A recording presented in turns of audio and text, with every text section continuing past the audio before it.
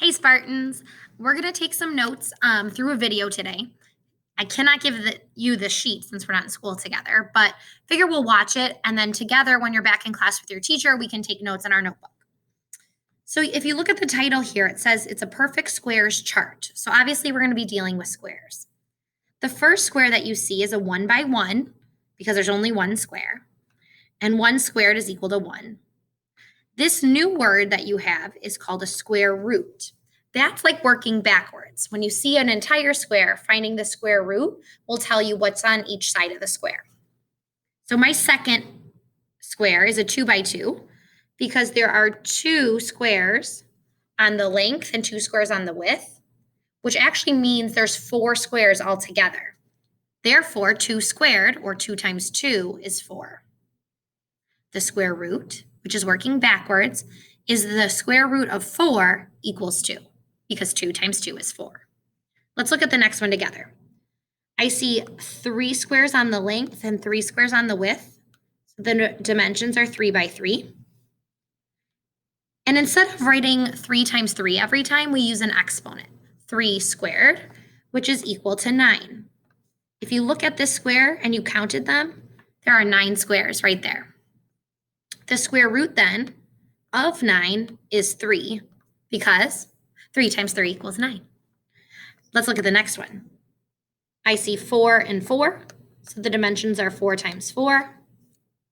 My square is 4 squared, or 4 times 4, which is, and if I don't know it, I can count how many squares I see inside this big square, which is 16. Again, I'm working backwards. The square root of 16 is 4. The next one is a 5 by 5, and 5 squared is 25. Working backwards, the square root of 25 is 5. Now, before I start doing the next one, I hope you're seeing a pattern. Think about what you think the next square would be.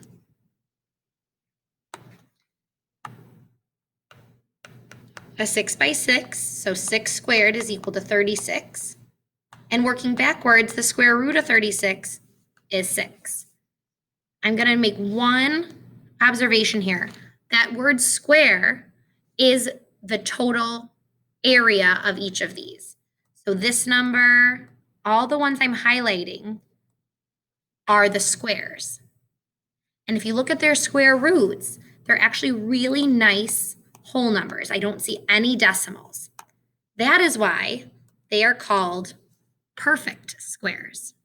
We'll do one more, and then you can go ahead and talk to your teacher about adding some of these to your notebook. 7 by 7, therefore 7 squared.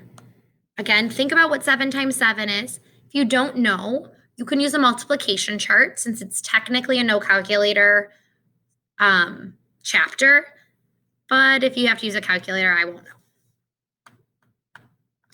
It's 49. So the square is 49 and the square root is 7. So I'm going to go ahead and highlight the square. Good luck today.